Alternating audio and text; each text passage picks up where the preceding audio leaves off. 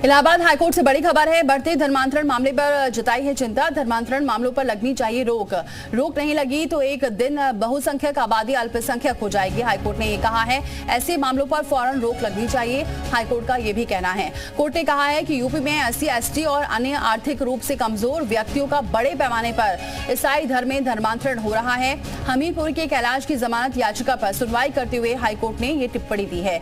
याची पर अपने गाँव के ही एक व्यक्ति का इलाज के नाम पर धर्मांतरण की कोशिश का आरोप है। हमीरपुर के मौदहा थाने में धर्मांतरण समेत अन्य धाराओं में मुकदमा दर्ज है। हाईकोर्ट ने मामले को गंभीरता से लेते हुए याची की जमानत याचिका को भी खारिज कर दिया है और कोर्ट ने कहा है कि धर्म का प्रचार प्रसार करना गलत नहीं है, लेकिन किसी का धर्मांतरण कराना विधि विरुद्ध है। तो बढ़ते धर्मांतरण मामले पर चिंता जताई है हाईकोर्ट ने और हाईकोर्ट का कहना है कि ऐसे मामलों पर तुरंत रोक लगनी चाहिए। एक याचिका पर सुनवाई कर रहे थे और उसी दौरान उन्होंने टिप्पणी की है। ये इलाहाबाद का हाईकोर्ट का जो चिंताजनक फैसला है वो किसी इलाके में कहीं हो सकता है, मुमकिन है, मगर पूरे उत्तर प्रदेश में कहीं कोई ऐसा मसला नहीं है कि जहां पर धर्मांतरण का काम चल रहा है। चाहे मुस्लिम संस्थाएं हों या ईसाई संस्थाएं हों या किसी और समुदाय। मयूर शुक्ला हमारे साथ जुड़ चुके इस खबर पर। मयूर, अब हाईकोर्ट ने भी इस पूरे मामले को लेकर चिंता जताई है, लेकिन किस तरह से मामले कम होंगे, क्योंकि कोर्ट चिंता जरूर जता रहा है लेकिन लगातार ऐसे मामले आए दिन देखे जा रहे हैं। देखिए, ये पहली बार नहीं है कि जब इस तरीके के धर्मांतरण के मामले सामने आए हो, कोर्ट ने चिंता जताई हो या फिर तमाम जो धार्मिक संगठन है उन्होंने विरोध किया हो। पहले भी ईसाई धर्म कन्वर्जन में इस तरीके के मामले सामने आए हैं। खासतौर पर अगर पूर्वांचल यूपी की बात करें तो मास में जो है ऐसा किया गया है, लेकिन अब इलाहाबाद हाई कोर्ट ने इस पर चिंता जाहिर की है कि अगर ऐसा लगातार चलता रहा तो जो देश के बहुसंख्यक हैं, यानी कि जो हिंदू धर्म के लोग हैं, वो कहीं ना कहीं अल्पसंख्यक हो जाएंगे। कोर्ट ने ये टिप्पणी की है, साफ तौर पे कहा है कि धर्म का प्रचार प्रसार करना गलत नहीं है। ये देश का संविधान सभी को यह आज़ादी देता है, लेकिन धर्म के नाम पर जिस तरीके से गरीब को, चाहे वो SC ST हो या फिर किसी भी धर्म के हो, अगर वो गरीब हैं, उनकी गरीबी का फायदा उठा के उनकी आर्थिक स्थिति सुधार का वादा करके अगर उनका धर्म परिवर्तन कराया जाता है, उनके इलाज के पैसे देकर, उनकी मजबूरी का फायदा उठाकर अगर धर्म परिवर्तन कराया जाता है, एजुकेशन की बात कहकर कि आपको यहाँ पर अच्छी एजुकेशन देंगे, आपके धर्म में अच्छी एजुकेशन नहीं है, उसको कहकर अगर धर्म परिवर्तन कराया जाता है या फिर अन्य तमाम मुद्दे हैं। मयूर, आप बने हमारे साथ। मौलाना शहाबुद्दीन हमारे साथ जुड़ चुके हैं, धार्मिक गुरु। बहुत स्वागत है शहाबुद्दीन हमारे साथ जुड़ने के लिए। सर, हाईकोर्ट चिंता जता रहा है कि धर्मांतरण के मामले लगातार बढ़ रहे हैं, ऐसे मामलों पर रोक लगनी चाहिए। आपकी क्या टिप्पणी है इस पर? बिल्कुल ठीक है, रोक लगना चाहिए। अगर कोई लड़ाई देकर के, जोर जबरदस्ती देकर के, डरा कर, धमका करके अगर कोई धर्मांतर कराता है तो ये जुर्म के दायरे में आएगा, कानून की खिलाफ वर्जी होगी। इसलिए ऐसे लोगों के खिलाफ कानूनी कार्रवाई होना चाहिए। मैं भी इस पक्ष में हूँ, मगर क्या नाम, इस बात की तहकीक और तफ्तीश जरूर हो जाना चाहिए कि वाकई कौन लोग हैं, कौन इस तरीके के काम कर रहे हैं। तो उनके खिलाफ अगर वाकई जो काम कर रहे हैं उनके खिलाफ कानूनी कार्रवाई होना चाहिए, क्योंकि हमारा संविधान भी इस बात की इजाजत नहीं देता है कि किसी को लालच देके, डरा के, धमका के उसका धर्म परिवर्तन कराया जाए। और ऐसा ही हमारे पैगंबर इस्लाम सल्लल्लाहु ताला अलैहि वसल्लम की भी तालीम है और उन्होंने भी इस तरह के कामों को, यानी मजहब तब्दील कराने के लिए लालच देकर के या किसी को कोई। लेकिन आपकी तरफ से क्या कोशिश की जाएगी, क्योंकि कई ऐसे मामले सामने आ चुके हैं जिसमें हिंदू लड़कियों का धर्मांतरण कराया गया है। ऐसे बहुत सारे मामले अब होते जा रहे हैं, हालांकि बाकी जो धर्म है उसमें भी देखने को मिल रहे हैं, लेकिन आपकी तरफ से कैसे कोशिश की जाएगी कि ऐसे मामलों पर रोक लग सके?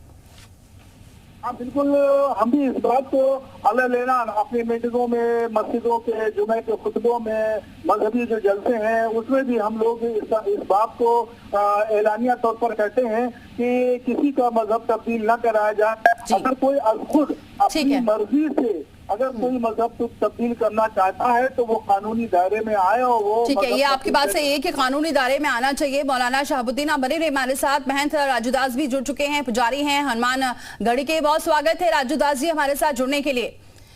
राजूदास जी, कोर्ट ने भी टिप्पणी करी है हाईकोर्ट ने कि धर्मांतरण के मामले लगातार बढ़ रहे हैं और ऐसे मामलों पर तुरंत रोक लगनी चाहिए। आपका क्या कहना है? नहीं, देखिए, हम लोग लगातार धर्मांतरण से पीड़ित हैं, लगातार हम लोग आवाज उठा रहे हैं, लगातार कार्य कर रहे हैं और कोर्ट साधुवाद है, कोर्ट को धन्यवाद है, नहीं तो कोई सुनने वाला तो है ही नहीं है। जिस प्रकार से धर्मांतरण का ये बड़े स्तर पर जंजाल है, जाल है, उससे मतलब जो दबे कुचले शोषित वंचित हैं उनको भोले वाले को फुसला कर बहला कर जिस प्रकार से धर्मांतरण किए जाते हैं, अति दुखद है, अति निंदनीय है। इस पर सरकार को कुछ ठोस निर्णय लेना चाहिए और अच्छे से कार्य करना चाहिए। लेकिन राजू दास जी, क्या लगता है आपको कि इसमें इतनी कोशिशें की जा रही है, कानून तक बना है, लेकिन उसके बावजूद इस पर क्यों रोक नहीं लग पा रही है? इसके पीछे का क्या कारण है? क्योंकि मौलाना शहाबुद्दीन का ये कहना है कि अगर कोई अपनी मर्जी से जाता है तो उसे कानूनी दायरे में लाना चाहिए, लेकिन ऐसा दिखता नहीं है। अपने मर्जी से कोई नहीं जाता है। हम किसी कारणवश किसी जो है अपवाद और विवाद में आपसे संपर्क किया कि आप मेरा ये मदद कर दीजिए, चाहे आप मेरा सहयोग कर रहे हैं, चाहे आपने बहुत कृपा की मेरे ऊपर, तो उस कृपा की, उस मदद की, वो आस्था का, उस विश्वास का आप गलत फायदा उठा के और धर्मांतरण करते। एक नहीं, मैं आपको 1000 मामले गिना सकता हूँ, एक आध नहीं, और वो भी कानूनी प्रूफ आपको गिना सकता हूँ कि यहाँ का मामला, यहाँ का मामला, यहाँ FIR दर्ज हुआ है, यहाँ केस हुआ है, यहाँ 2 नन 1 पादरी अंदर है। इस प्रकार से लगातार मैं आपको लव जिहाद का प्रकरण आपको गिना सकता हूँ। विषय है कि ये बहुत बड़े स्तर पे ये जंजाल है और जड़ है, और इसमें क्या होता है कि भोले भाले लोग पिस जाते हैं और उसी में बर्बाद हो जाते हैं। ठीक है, मौलाना शहाबुद्दीन भी हमारे साथ जुड़े हुए हैं। शहाबुद्दीन जी, आपका क्या कहना है? महंत राजू दास जी तो कह रहे हैं कि कई उनकी मजबूरी का फायदा उठाया जाता है और इस वजह से ऐसे लोग जुड़ते हैं। देखिए, हमारे बरेली में, मैं नाम नहीं लूंगा, और बरेली में सभी लोग, जहाँ पढ़े लिखे लोग जो हैं, सभी लोग जानते हैं। ठीक है मौलाना जी, बहुत शुक्रिया हमारे साथ जुड़ने के लिए। राजू दास जी, आपका भी बहुत शुक्रिया हमारे साथ जुड़ने के लिए, अपनी बात रखने के लिए। बीजेपी प्रवक्ता हमारे साथ जुड़ चुके हैं अवनीत जी, बहुत स्वागत है अवनीत जी हमारे साथ जुड़ने के लिए। अवनीत जी, हाईकोर्ट भी अब अपनी चिंता जता रहा है और कह रहा है कि धर्मांतरण के मामले पर रोक लगनी चाहिए, नहीं तो बहुत बहुसंख्यक ये मामले हो जाएंगे। कानून भी बन चुका है, लेकिन उसके बावजूद क्या वजह है जो ऐसे मामले रोक नहीं रहे? देखिए, इसके लिए कानून पे सख्ती से अमल होने के साथ साथ जनता की जागरूकता बड़ी जरूरी है। जनता जो ऐसे साजिश करने वाले लोग हैं, जो भोले भाले महिलाओं को फंसाकर और धर्मांतरण कराने का जो पूरी तरह से एक गैंग चला रहे हैं, ये एक सुनियोजित तरीके से जो कार्यक्रम चल रहा है, ये जो अभियान चला है, एक जिहाद की तरह जो चलाया जा रहा है, इसको पहचान कर और इससे सतर्क रहने की भी जरूरत है।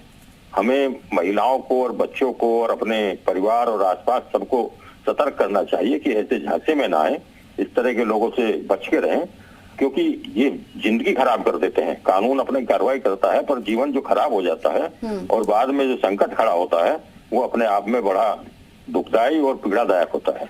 तो इस तरह से समाज को भी जागरूक रहने की जरूरत है और ऐसे लोगों का सामाजिक बहिष्कार किया जाना चाहिए।